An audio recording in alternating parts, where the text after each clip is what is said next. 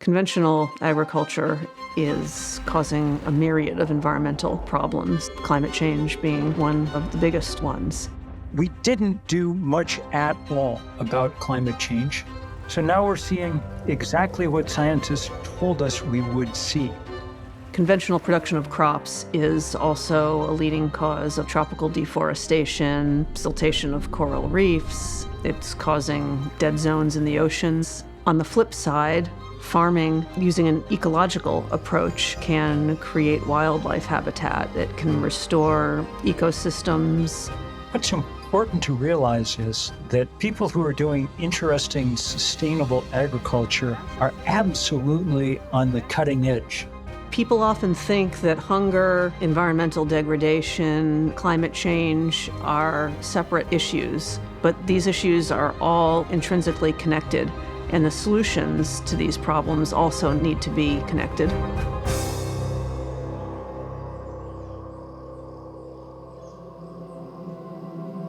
As a child, I spent lots of time behind my house just exploring, wandering through the woods. I would spend hours in a tree near our house, and I would sit up in the crook of that tree reading books or spying on people coming to visit the house.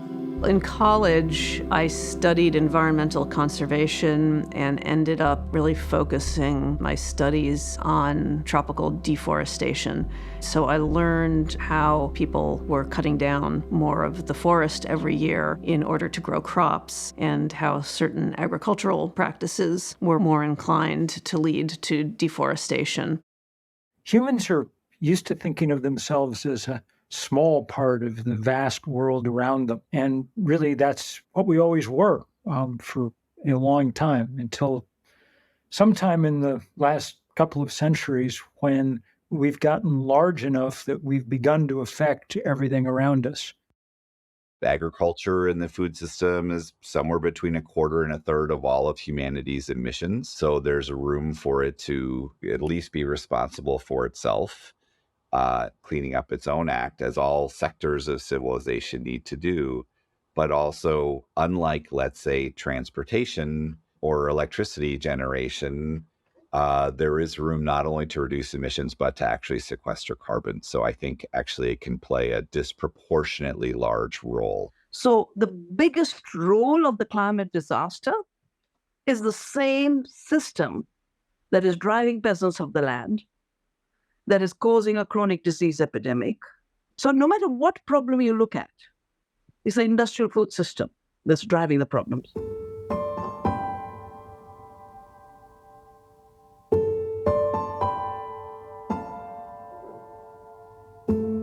There are decades of research showing the delicate balance between food production, climate, and a healthy environment.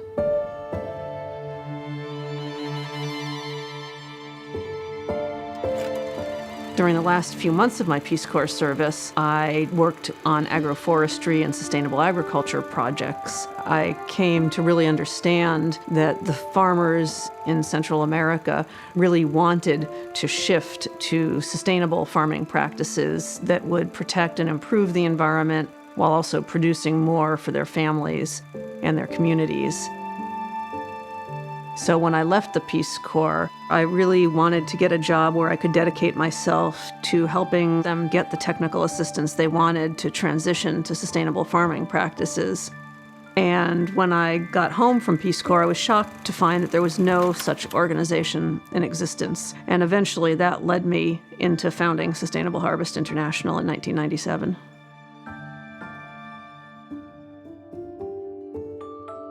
If you live on planet Earth and you eat food, then you are very much connected to the farmers in Central America, even if it doesn't seem obvious at first.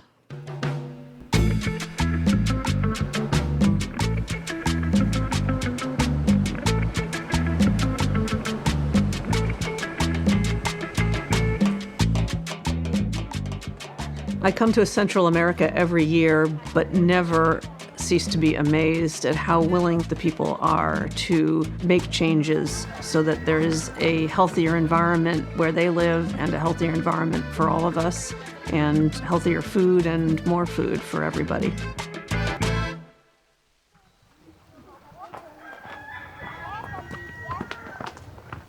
Hola, Herren. Mucho gusto.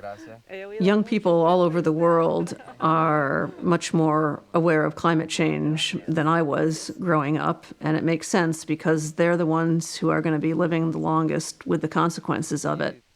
But they're also the ones that have the opportunity to turn things around.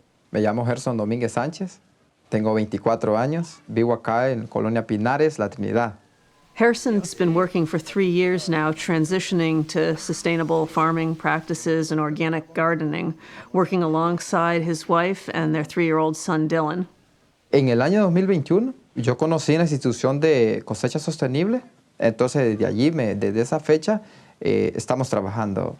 De todas las técnicas que nos han enseñado, me ha gustado la técnica en poder sembrar. La hemos aplicado en el café, en el plátano, y si hablamos también de las siembras de verdura, también excelente. Por la parte de abono, son orgánicos, ¿verdad? Y en la parte ya fumigaciones, también orgánicas, y ellos nos han enseñado esas técnicas, aún de las mismas plantas que tenemos a nuestro alrededor, de allí sacamos los insumos para fumigación.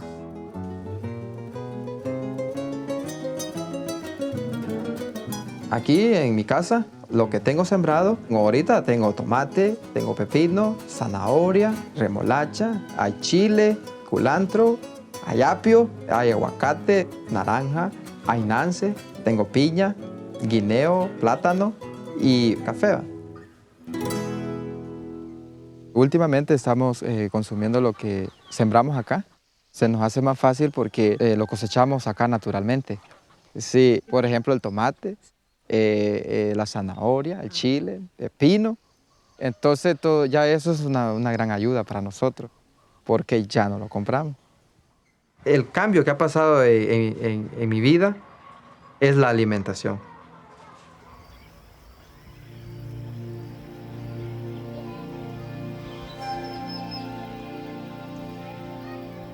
It's so easy to go in the shop to get some food.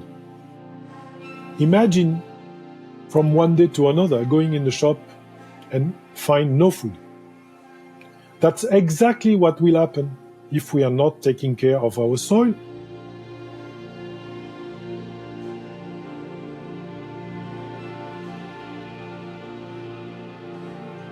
Si cuidamos bien lo que es la parte del suelo, de la tierra, va a haber más cosecha.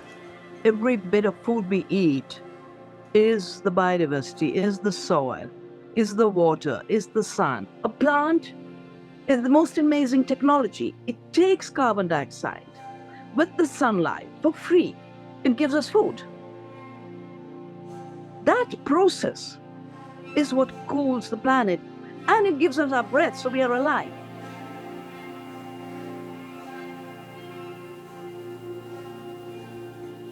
Me encanta trabajar la tierra, pero me dieron muchas ganas de irme de mi país. Sí. Sí, bastante. Y yo tengo hermanos allá, en el extranjero, pero... ¿Y por qué quiso salir? Bueno, lo Se más... ve muy bonito aquí. Sí, pero a veces ponemos como obstáculo, ¿verdad? Las cuestiones de las finanzas, dinero. Sí. Más difícil conseguirlo, Sí, ¿verdad? sí. Ya hay más oportunidades, que puede haber Sí. más dinero. Sí. Pero yo creo de que si trabajamos acá duramente, Sí. yo creo que se puede lograr cualquier cosa. There's nothing as gratifying to me as to read about or to visit farmers who've figured out how to break away from the paradigm that they've been endlessly instructed by the chemical companies to follow, and instead are building remarkable farms that provide protein and carbohydrates and fats, that provide beauty, that provide cover to soil, that provide more carbon in the soil.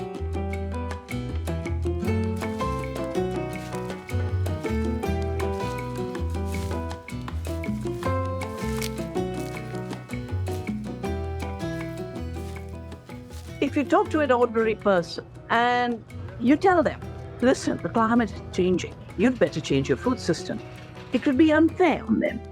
But if you tell them that, all that extra money you're spending on healthcare, you can totally avoid that issue if you eat food produced with the rhythms of nature, the diversity of nature, they might get interested. What is good for the soil is good for your health. And then you take that and say, you can be part of the solution, growing a bit of your own food.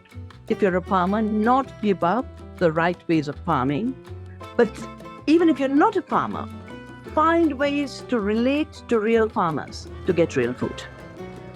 Yeah, I think it's important to know that everybody contributes to the change. It's not only up to the farmers to introduce better farming practices, but it's also the general public, when they make their choices in the supermarket, that they actually think hard about, what was the environmental cost of that cheap tomato.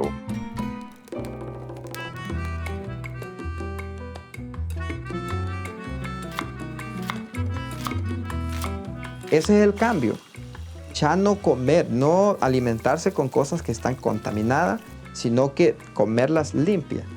Entonces ese mensaje y ese pensamiento para la generación que viene, como mi hijo, ¿verdad? Que ya no se enfoque a comprar allá afuera, sino que lo cultive él en casa. Gracias.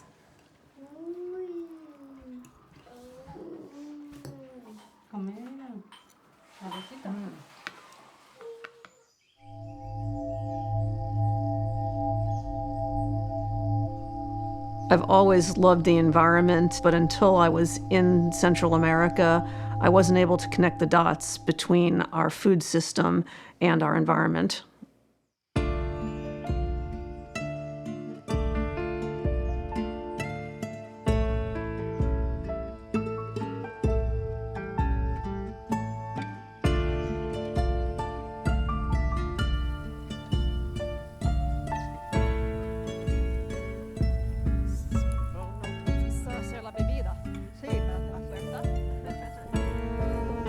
Doña Isabel is so inspiring because she is so completely dedicated to making life better for everybody in the community. Mi nombre es Isabel Montoya. Tengo 70 años y me siento con fuerza de trabajar, de luchar por el bienestar de mi comunidad. She heard about a program where people were learning about agroecology practices that allowed them to produce more on their land. And so she walked hours to find the people that were providing that technical assistance and ask them to come and share the technical assistance in her community as well. Y cuando llegamos, mucha gente dijeron, ¿qué andan haciendo estas señoras acá? ¿Qué andan buscando? Nosotros les dijimos, los motiva lo que están haciendo y vamos a buscar para poder hacer un grupo en nuestra comunidad. Hoy nos sentimos agradecidos porque tenemos un técnico que nos ha venido a abrir la mente porque estábamos tristes, porque no hallábamos qué hacer. Pero de repente y ahora pues ya podemos conocer cómo poder tratar las plantas, cómo poder tratar el ambiente. Sí. Y eso nos da mucha alegría. ¿Y ha visto cambios en la tierra, en las plantas, en la producción? En las tierras he visto cambio. Sí. Y he visto cambio en las plantaciones, que con los medicamentos que preparamos naturales, Sí. El bocachi, hemos visto que las plantas han revivido. Tenemos ya cítricos. Tenemos ya un vivero comunitario, tenemos invernadero, tenemos donde producir el abono, donde hacer foliares, donde hacer el bocachi. Ya tenemos un equipo que ya lo conseguimos y eso me alegra.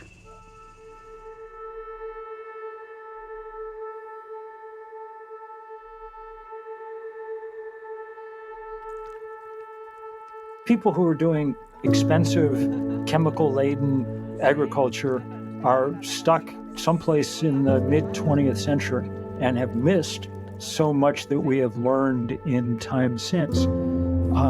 The most progressive and interesting farmers on this planet are often found far off at the end of dirt roads in parts of Asia or Africa or Central America or South America, figuring out how you can provide in abundance with low inputs and some real positive effect on the world around you.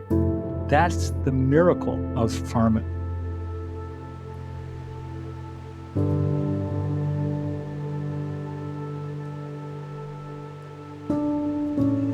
Mire, esta tierra era una tierra como desierto, como un desierto. Se ha convertido en una tierra que es fértil y se va a restaurar más y más cada día.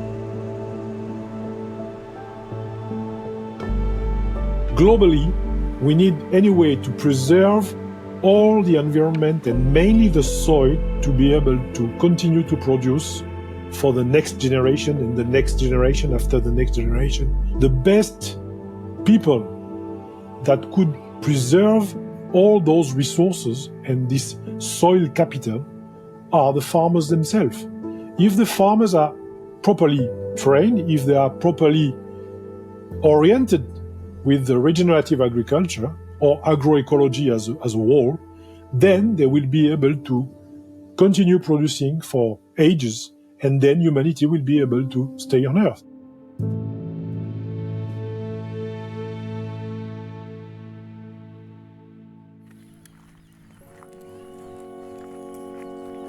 Everyone is welcome at the farmer field school that they've created. Everyone comes together. They all contribute to the work of creating the natural fertilizers, the different types of compost, the natural pesticides that they make from plants, the tree seedlings, the vegetable seedlings. They all come together to create that and then to share it so that it's spread out amongst all the families on all of the farms in the community. No hemos tenido ninguna autoridad que nos haya ayudado, ninguna autoridad. Pero nosotros hemos hecho autoridad en nuestra comunidad por el bienestar de nosotros mismos, sembrando más árboles y protegiendo las fuentes de agua y cuidando el medio ambiente. Qué bonito es querer la naturaleza. Eso es precioso. Dice que el que siembra buena cosecha, buen fruto lo espera.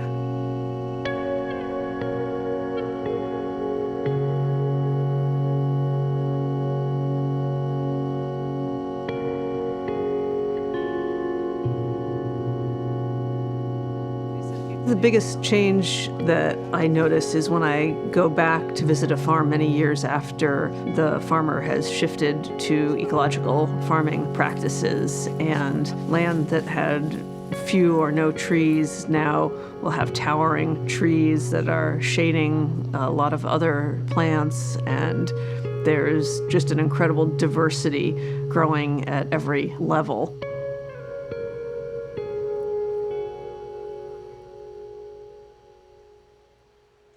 Restoring degraded land is sort of synonymous with bringing back its carbon. So you're sequestering carbon while you're improving the ability of the land to produce food at the same time. If all 500 million smallholder farmers around the world, the farmers just growing on a few acres, if they all used these ecological farming practices, they could get us 54% of the way to the United Nations goals for net greenhouse gas reductions.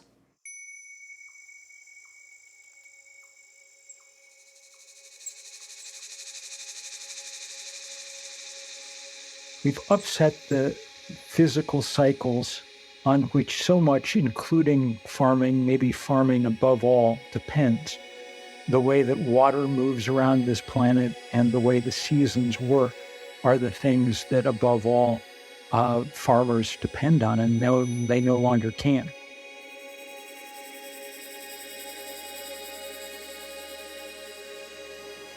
Mi nombre es María Rodríguez. Tengo 52 años y vivo en mi comunidad A3. Siempre me gustó la tierra. Mi papá era agricultor y yo crecí viéndolo a él como sembraba arroz, yuca, maíz. todo, prácticamente no comprábamos nada. Normally, people get lulled into thinking, oh, climate change means Sweden will have warm oceans. No, climate change means you won't know whether you have winter or summer. You won't know whether you're going to have dryness or floods. You won't know what tomorrow will be like. The earth created the climate, and that system is being disrupted. Cuando era niña, recuerdo cuando vivía con mi papá, el clima sí era diferente, era marcado tanto el verano como el invierno. Sí. Mi papá podía decir, viene el invierno o va a comenzar el verano. Sí. No así ahora, que vemos que a veces el verano se extiende hasta los meses que ya debería ser invierno. Igual a veces el invierno se pasa para el verano. No están tan marcados como antes. Sí ha habido cambios. We experience the change in climate every day in our life. Temperature, precipitation, storms. The farmers are experiencing also drought and excess of water. And with soil rich in carbon, you can use the soil as a sponge to get the water in instead of floating and going in the river and the sea. And this water will be useful for the plant.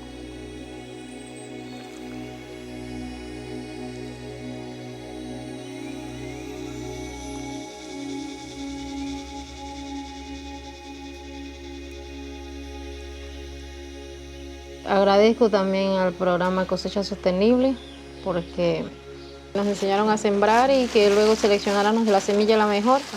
Y la secáramos y la empacáramos pues. Y que hiciéramos como un banco de semillas y de ahí nos intercambiáramos así con las otras familias. Qué bueno. Y si otra persona pues, que estaba fuera del grupo quería también se le compartía. Why we need to really support smallholder farmers is they are our guardians for our water, for our biodiversity, and a world where we mitigate climate change through healthy agronomic practices.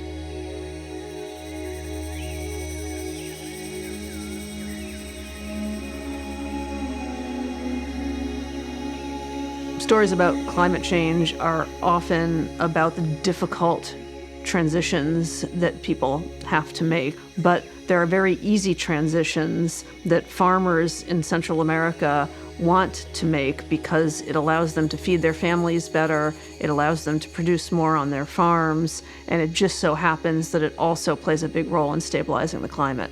Most of the practices that sequester the highest amount of carbon per acre or per hectare are currently limited to the tropics and mostly practiced by smallholders. This sort of very, very dense tree-based agroforestry systems are mostly practiced by smallholders. So they did the least to cause the problem, they're most vulnerable to it, and they're doing the most about it. No hay terreno malo. Todos los terrenos, si tú lo vas mejorando, lo vas trabajando, ellos van mejorando y te van a producir.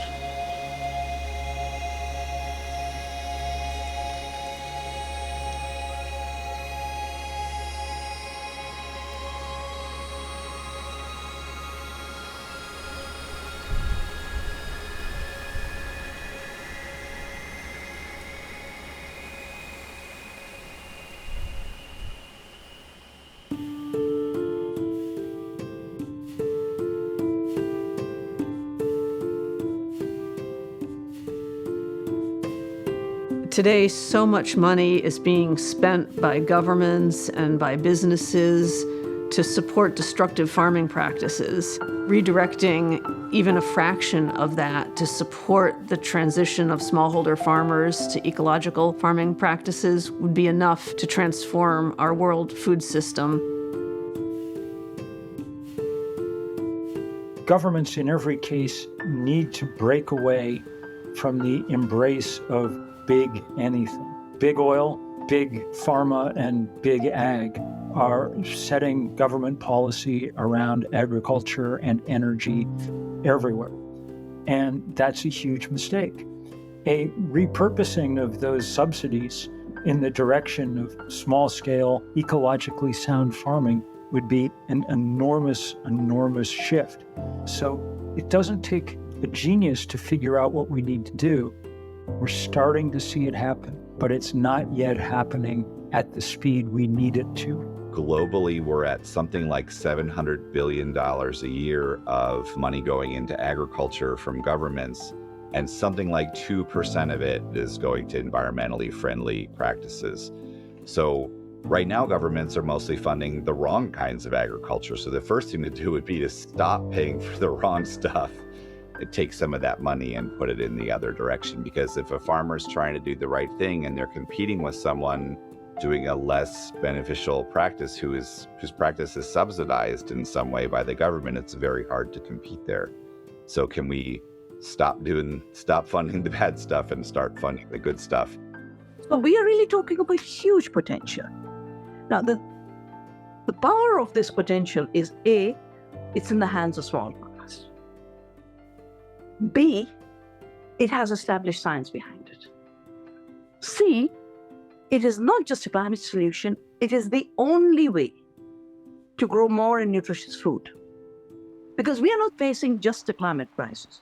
We are facing a climate crisis with a biodiversity crisis, with a hunger and malnutrition crisis, all of that together. And here, in the hands of farmers, is the potential to address all of them.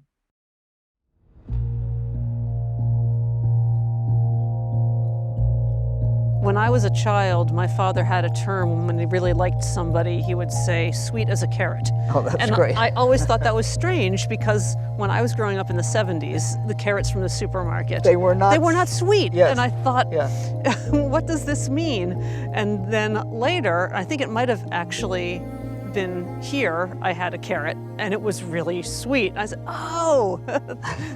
When my father grew up in the 30s, he was eating carrots that were sweet. Parents in the local towns have told us that their kids ask them to go buy our carrots. Yes. They call them candy carrots. Yes. And it isn't anything special. We just try and make sure the soil is perfectly ready for a carrot crop. Right. And we've dealt with the weeds beforehand. Yep. And if you do things right, the food is the way it should be, the way That's it's right. always been. Yeah. When I've been in Central America, those farms are all being run the way we run this place because we're not based on modern technology. We're based on making the soil fertile and putting the crops in and looking after everything there. And that can be done anywhere. And everybody can afford to do it. That's the best part of it. Yes. I think you just summed up everything that we want to say. Max, we don't need you to make the film anymore. We can just have those 2 sentences from Elliot and we're good. It's the way farming was always done and the way it can be done. It's just the world has gotten into thinking that if you're modern, you have to buy your inputs. Right. And we don't buy any inputs. Right. We grow the fertility right here.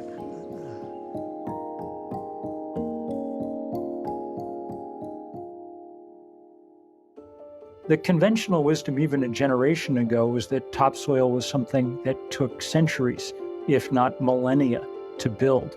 And we now know from example after example that good farming is able to build rich, tilthy soils in a matter of years. And that's a promising, hopeful thing.